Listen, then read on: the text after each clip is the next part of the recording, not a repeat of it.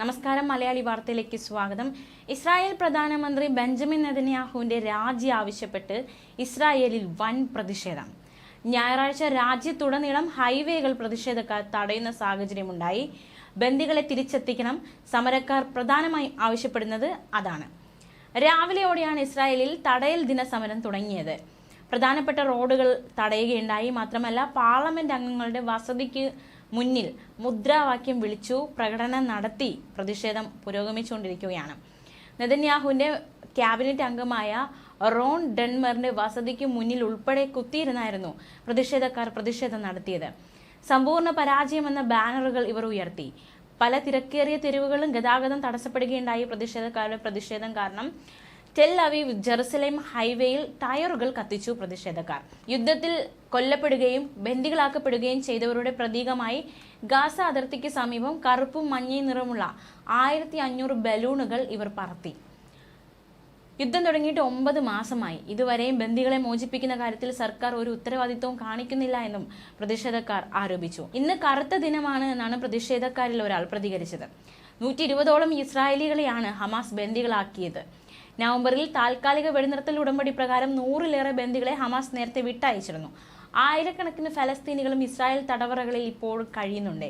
US അവതരിപ്പിച്ച പുതുക്കിയ വെടിനിർത്തൽ കരാറിൽ ചർച്ചകൾ പുരോഗമിക്കുന്ന സാഹചര്യത്തിലാണ് ഇസ്രായേലിൽ പ്രതിഷേധം രൂക്ഷമാകുന്നത്. സംഘടനാ പ്രതിനിധികളും ഈജിപ്ത് ഉദ്യോഗസ്ഥരും സ്ഥിരം യുദ്ധവിരാമമില്ലാതെ ഏതുതരം വെടിനിർത്തൽ കരാറിനുമില്ലെന്ന നിലപാട് ഹമാസ് ഉപേക്ഷിച്ചതായി സ്ഥിരീകരിക്കുകയും ചെയ്തു. മധ്യസ്ഥർ നൽകുന്ന മറ്റൊരു സൂചന, ആക്രമണം താൽക്കാലികമായി അവസാനിപ്പിച്ചാൽ തുടർ ചർച്ചകൾക്ക് വേദി ഒരുക്കാമെന്ന് സമ്മതിച്ചുവെന്നാണ്. അതേസമയം വെടിനിർത്തൽ കരാർ യാഥാർത്ഥ്യമായാലും ലബനാനിൽ ഹിസ്ബുല്ലയ്ക്ക് നേരെയുള്ള ആക്രമണം അവസാനിക്കില്ലെന്ന് പ്രതിരോധ മന്ത്രി യോവ് ഗാലന്റും പറഞ്ഞിരിക്കുന്നു. ഹിസ്ബുല്ലയുടെ ആക്രമണം ശക്തമായി തുടരുന്ന സാഹചര്യത്തിലാണ് മന്ത്രി ഇത്തരത്തിലൊരു പ്രതികരണം നടത്തിയത്. ഇന്നലെ 50ലേറെ മിസൈലുകളാണ് ഇസ്രായേലിന് നേരെ ഹിസ്ബുല്ല അയച്ചത്. അധിനിവിഷ്ട മൗണ്ട് ഹൊർമോണിലെ നിരീക്ഷണ കേന്ദ്രത്തിൽ മിസൈൽ പതിച്ചത് ഇസ്രായേലിനെ ശരിക്കും ഞെട്ടിച്ചു.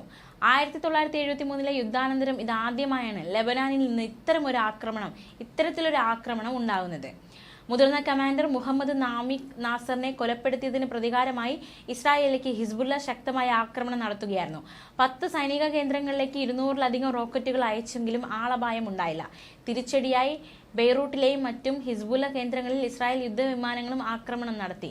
ഇസ്രായേലിന്റെ കൂടുതൽ മേഖലകൾ ആക്രമിക്കുമെന്നും ഗാസയിൽ നടത്തുന്ന അക്രമം അവസാനിപ്പിക്കാതെ പിന്മാറില്ല എന്ന നിലപാടിൽ ഉറച്ചു നിൽക്കുകയാണ് ഹിസ്ബുല്ല.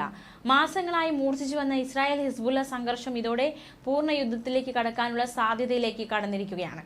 സംഘർഷം ഒഴിവാക്കാൻ ഐക്യരാഷ്ട്ര സംഘടന വെടിനിർത്തൽ കരാർ യാഥാർത്ഥ്യമായാലും ലബനാനിൽ ഹിസ്ബുല്ലയ്ക്ക് നേരെയുള്ള ആക്രമണം അവസാനിക്കില്ലെന്ന് പ്രതിരോധ മന്ത്രി യോവ് ഗാലന്റ് വ്യക്തമാക്കി.